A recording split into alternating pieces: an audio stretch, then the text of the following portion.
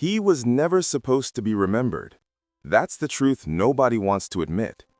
History paints him as a monster, a dictator, a symbol of cruelty so vast that his very name became a warning. But before he was any of that, he was just a boy in a small city, full of confusion, obsession, and a hunger for recognition that went far deeper than anyone around him realized. And only one person ever truly saw that transformation up close.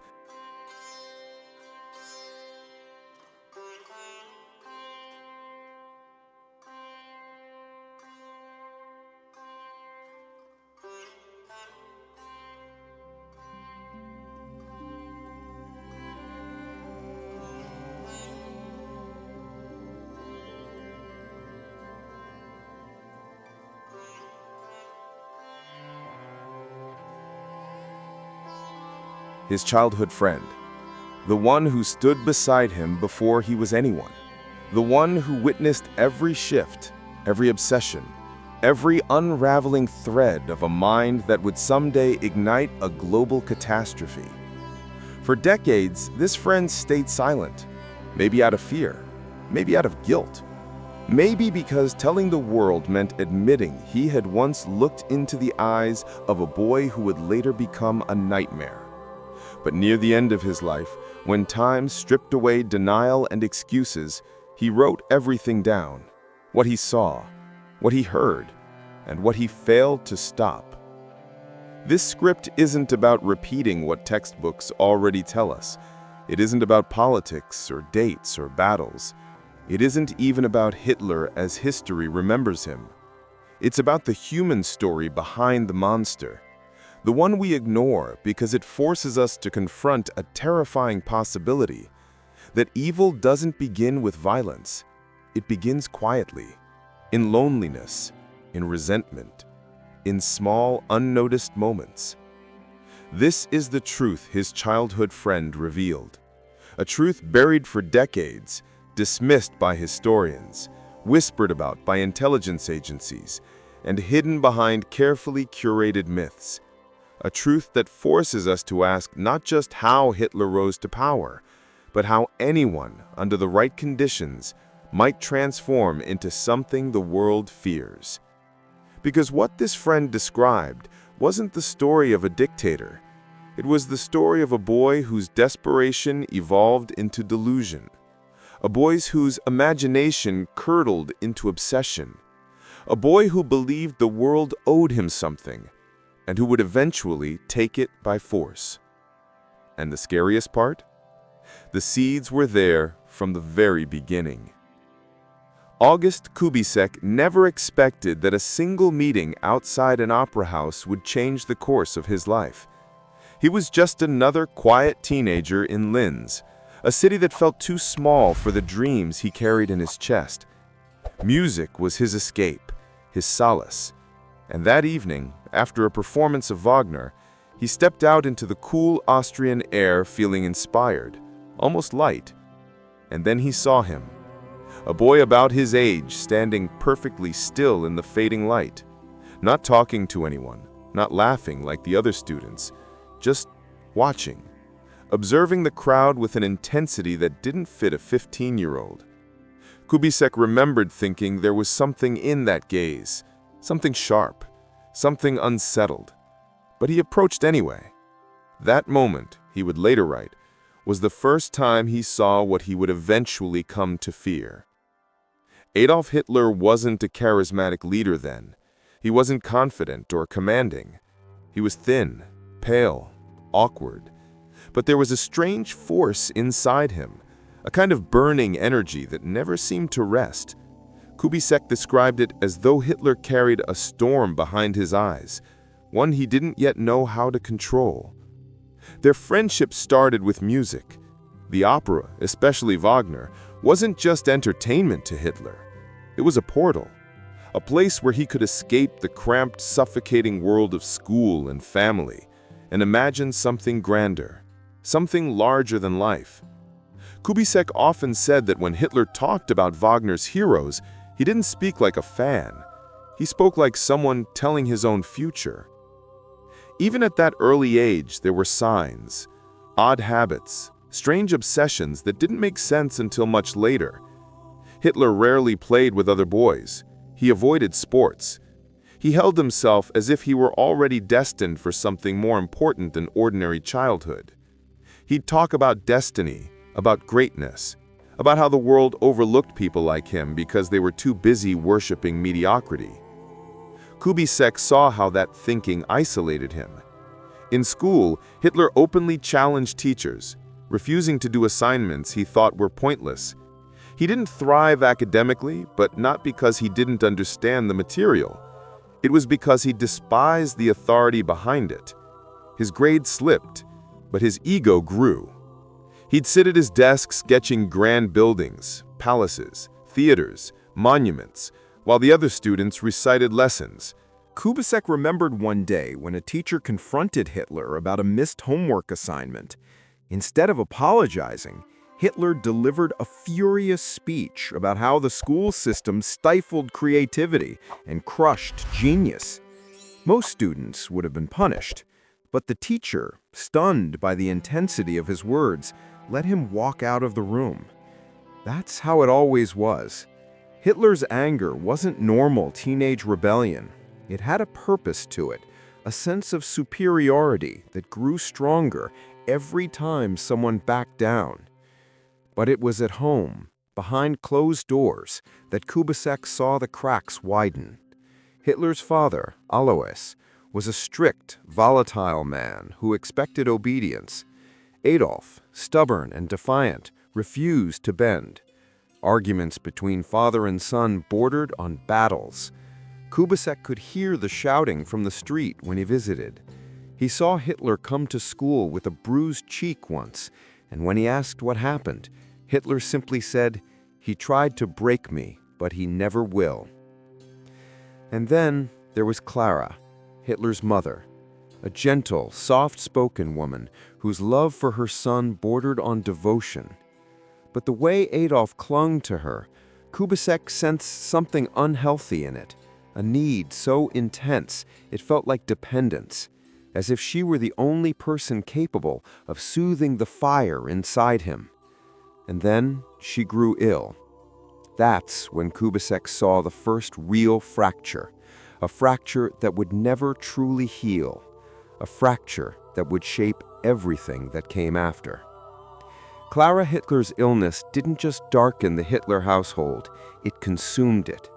Breast cancer, the diagnosis whispered through the house, was terrifying enough, but for Adolf, the idea of losing his mother, his anchor, his only source of unconditional affection, was something he simply could not comprehend.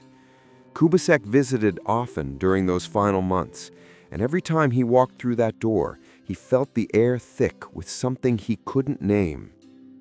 Adolf stopped attending school regularly. He stopped meeting friends, stopped drawing, stopped caring about anything except his mother's suffering. He spent entire nights awake by her bedside, monitoring every breath she took, flinching at each slight gasp of pain. He'd rearrange pillows, soak towels, bring water, whisper promises to her in a trembling voice. "You'll get better. You must get better. You're all I have." Kubitschek later wrote that he had never seen devotion like that, nor obsession like it. To Adolf, her illness wasn't just a tragedy. It was an attack on his identity, on his belief that he was destined for something special.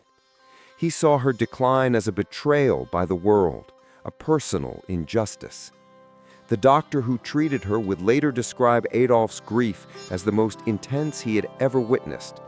But Kubitschek saw something beyond grief, rage, a cold, simmering rage that grew with every day Clara slipped further away. When she finally died on December 21, 1907, everything changed. Kubitschek was there after the funeral. He remembered entering the dimly lit room where Clara's body lay. Adolf stood over her, silent, not trembling, not crying, just staring, his face drained of emotion, his eyes fixed on her, as if searching for something only he could see. And then, slowly, an expression formed. Not sadness, not despair, but fury. Kubasek would never forget that moment.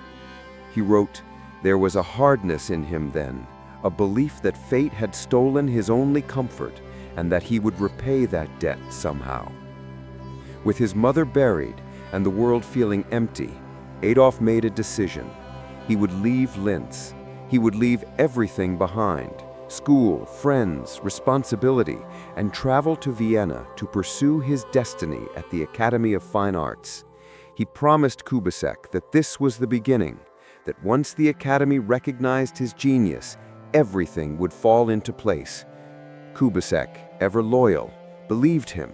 He decided to follow Hitler to Vienna, offering support and friendship in a city neither of them truly understood. They packed their belongings, boarded trains, and stepped into a place bursting with culture, ambition, and opportunity. But Vienna was not kind to Adolf Hitler.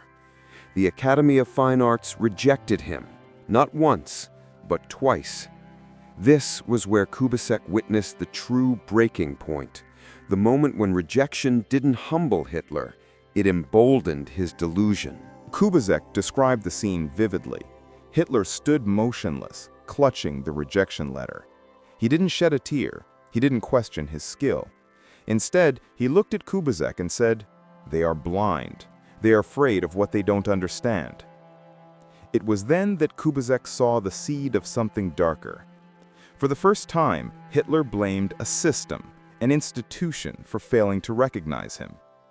He believed the Academy was corrupt, intimidated by his talent, unable to comprehend his vision. Kubasek tried comforting him, urging him to study, improve, try again. But Hitler wouldn't hear it.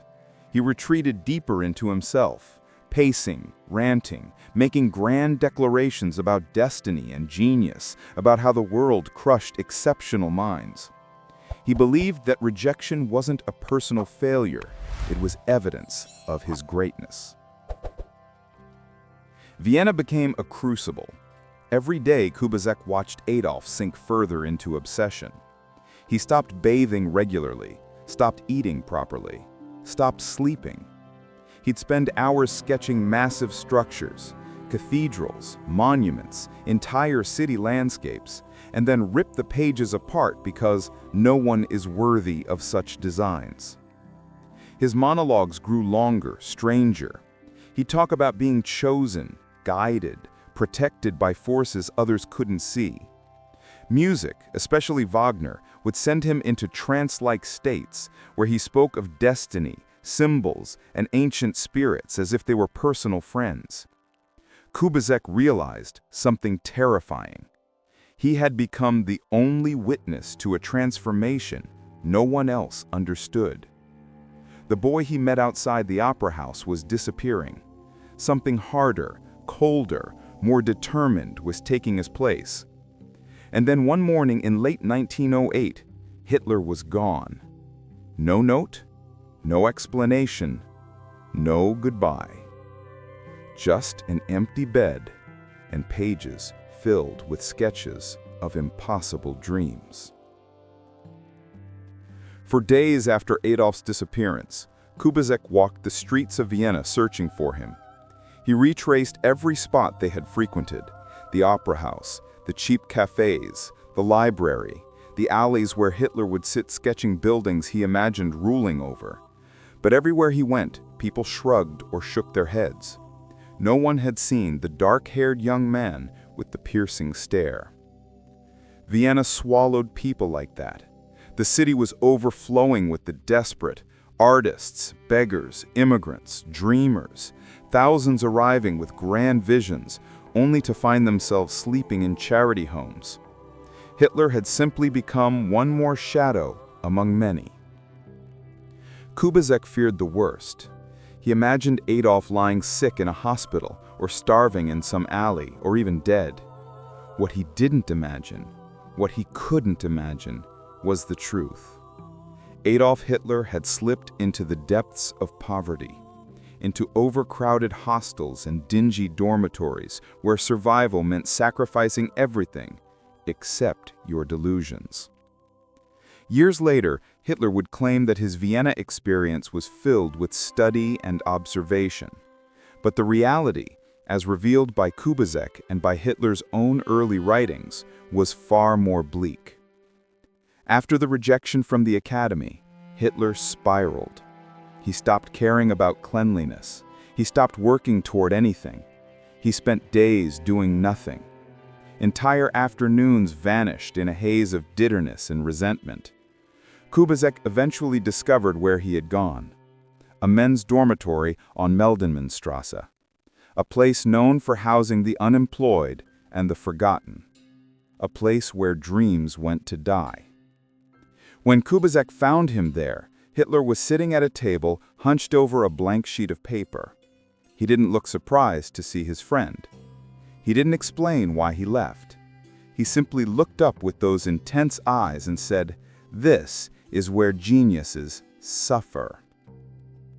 It didn't take long for Kubizek to realize that something fundamental had shifted. The Hitler he knew, the ambitious boy who once imagined designing the world, had hardened. The poverty, the loneliness, the failure, all of it had fused into a kind of twisted armor. He no longer spoke about becoming an artist. He spoke instead about the injustice of the world, the blindness of society, the idiocy of the masses.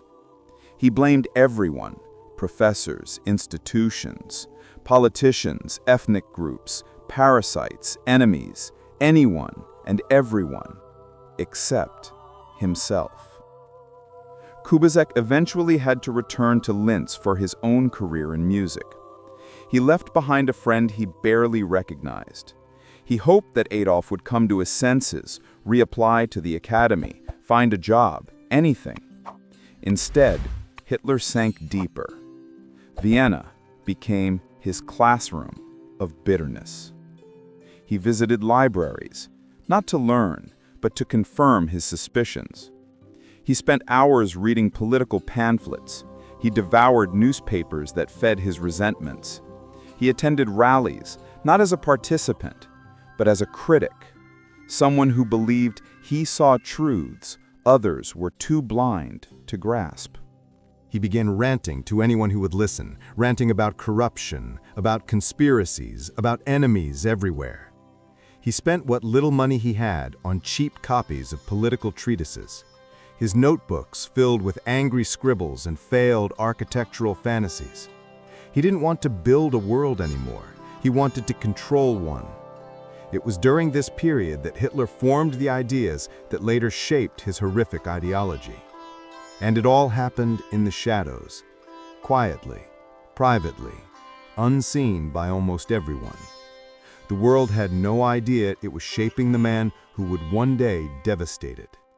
Kubizek returned to Vienna years later, searching for his old friend. By then, Hitler was gone, physically and spiritually.